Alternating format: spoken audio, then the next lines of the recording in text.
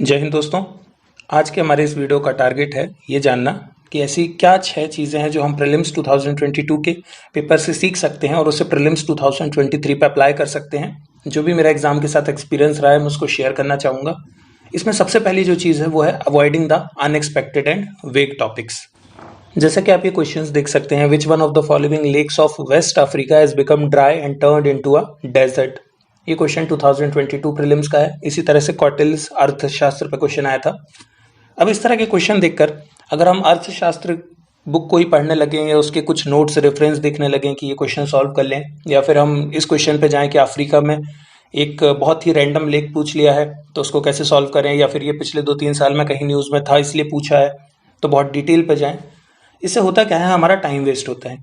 इसी तरीके से क्वेश्चन आया था India sanitation coalition, National Institute of Urban Affairs is an apex body, और बहुत सारा डिटेल में क्वेश्चन था। पॉइंट इज आप जाकर के एक एक ऑर्गेनाइजेशन एक एक कोalition ग्रुप को नहीं पढ़ सकते। फिर इसी तरीके से रैंडमली अफ्रीका से कुछ क्वेश्चन थे। Bidi is a large refugee settlement, then South Sudan और Dadaab region refugee complex Kenya. इस तरह से इन स्टेटमेंट्स पे क्वेश्चन आए थे। तो हम ये नहीं कर सकते हैं कि जस्ट एग्जाम में पूछ लिया है तो हम पूरी एनर्जी इस पे लगा दें। जो हमारा मेजॉरिटी 50, 60, 70 क्वेश्चन जो हमारे टॉपिक से आते हैं हमें उसी पे रहना है। तो इस चीज़ का आप पेपर में बहुत ध्यान रखें कि इस पे ना भटकें। अगले 2 महीने हैं उसको बहुत सीरियसली पेपर के लिए पुट कर दें। नेक्स्ट जो हमारे लिए इंपॉर्टेंट लेसन है वो है कि पेपर बहुत लेंदी होता जा रहा है। एक पैनिक जैसी सिचुएशन क्रिएट हो जाती है। हम लॉन्ग स्टेटमेंट्स देख रहे हैं, पेपर को बहुत बड़ा कर दिया है, कन्फ्यूजिंग वर्ड्स हैं, नए वर्ड्स हैं। तो जैसा कि मेरा भी एक्सपीरियंस पेपर के साथ यही था, ऑल्दो मेरा पेपर टाइम पे हो गया था, बट लास्ट ईयर के कंपैरिजन में मैं देखूं तो मुझे भी टाइम लगा था। ऑलमोस्ट पेपर के जो टाइम था उससे 10 मिनट पहले ही मेरा कंप्लीट हुआ था पेपर। तो उससे मेरे को एक चीज़ तो आइडिया लग गया था कि पेपर लेंदी होता जा रहा है साल बाय साल। कई लोगों के तो पेपर भी छूट गए। कई ऐसे लोगों को, मेरे स्टूडेंट्स ही हैं जिन्हें मैं जानता हूँ, जिनका पेपर छूट गया था क्योंकि पेपर बहुत बड़ा था। एक एक स्टेटमेंट को पढ़ने के कारण पैनिक भी क्रिएट हो रहा था और कन्फ्यूजन और डर भी लग रहा था, एंग्जाइटी बढ़ रही थी। तो इसको टैकल करने के लिए एक बहुत अच्छा चीज़ क्या कर सकते हो, जो भी आप कोचिंग का टेस्ट लगा रहे हो 120 मिनट्स मिलता है, 90 मिनट्स में उस टेस्ट को सॉल्व करने की कोशिश करो। अगर आप 1.5 घंटे में टेस्ट को सॉल्व करने के लायक हो जाएंगे तो रियल एग्जाम में जब जाएंगे तो आपको बहुत हेल्प मिलेगा। इसके अलावा एक चीज़ का और ध्यान रखना है कि बहुत बड़े टफ वेग क्वेश्चंस आ जाएं तो उनको पढ़ने में टाइम वेस्ट नहीं करना है, प्रॉपर स्ट्रैटेजी से चलना है। फर्स्ट इटरेशन पे जब आप जाएंगे तो आपको वही क्वेश्चंस फोकस करने हैं जो आप 100% श्योर हैं। इस पर नहीं जाना कि कुछ नया क्वेश्चन दिख गया, कुछ अजीब है पेपर में, कुछ नया है, कोई नया पैटर्न है तो हम उसको देखने में थोड़ा कंफ्यूज हो जाए। कोई नहीं, जो आपने घर में प्रिपेयर किया है, जिस ऑर्डर में काम करने का, जो भी टेस्ट सीरीज में प्रैक्टिस की है, स्टिक टू इट, उसको मत बदलना। यही मेरा भी तरीका था, इसलिए मैंने कोई पैनिक नहीं लिया था, सिंपली गया, पेपर को सॉल्व किया था और हो भी गया था पेपर ईजिली।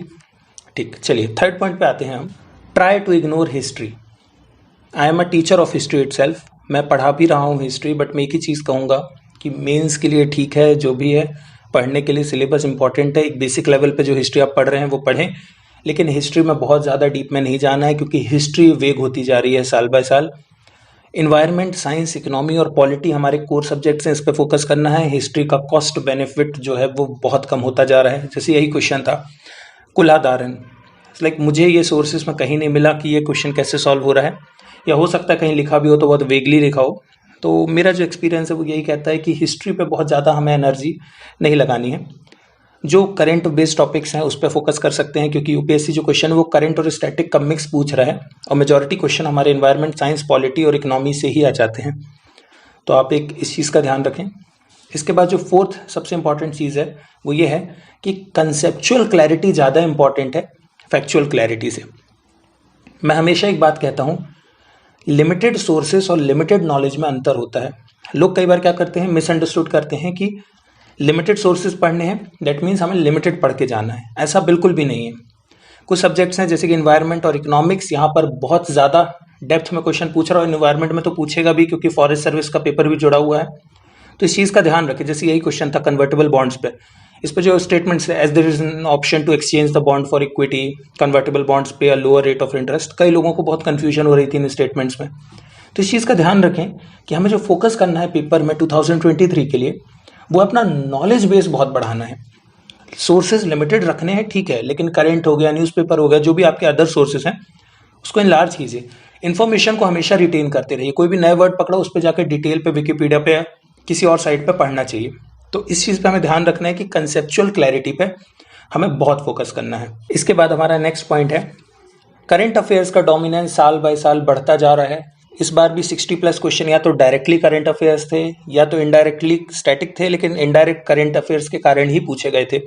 तो इस चीज़ का बहुत ध्यान रखना है हमें कि पेपर में करंट अफेयर्स का डोमिनेंस बढ़ रहा है तो हम उसके अकॉर्डिंग अपनी स्ट्रैटेजी को रीओरिएंट करें और फोकस करें। तो एक इस चीज़ पर हमें बहुत ध्यान देना है कि करंट अफेयर्स को इग्नोर नहीं करना है। स्टैटिक ठीक है, लेकिन करंट पे ज़्यादा ध्यान देना है। 1 से 2 साल का करंट बहुत ज़रूरी है पढ़ने के लिए। नेक्स्ट हमारा पॉइंट है, न्यू पैटर्न क्वेश्चन आ गए। इस बार स्टेटमेंट्स पे जो क्वेश्चन थे वो पेयरिंग पे थे कि only 1 pair, only 2 pair, 3 pair. तो इस तरह के पेयर के क्वेश्चन थे। कई लोग पैनिक भी कर रहे थे कि ये कैसे क्वेश्चन पूछ रहा है, इसको कैसे सॉल्व करें, समझ नहीं आया। 2023 में हो सकता है और भी कोई नया पैटर्न मिले। 24, 25 बढ़ते जाएंगे साल, कुछ ना कुछ यूपीएससी नया ट्राई करता ही रहेगा। सेम ओल्ड चीज़ें रिपीट करके तो वो कॉम्पिटिटिवनेस को नहीं बढ़ा सकते। तो जब हम एग्ज़ाम हॉल पे जाएं तो कोई हमारा प्री कंसीव्ड नोशन नहीं होना चाहिए, पेपर ऐसा ही आएगा, ऐसा होगा, कुछ नया पैटर्न आ सकता है। लेकिन जो हमने घर में प्रैक्टिस की है, टेस्ट सीरीज लगाया है, जो पढ़ा है, उसको लेकर कॉन्फिडेंट रहना है और फिर पेपर हॉल पे जाना है। ठीक है, कुछ नया आएगा, देखेंगे, नहीं बनता छोड़ देंगे। सीधी सी बात है। अगर पेपर नहीं बन रहा है तब तो और रिलैक्स हो जाना चाहिए मेरे हिसाब से।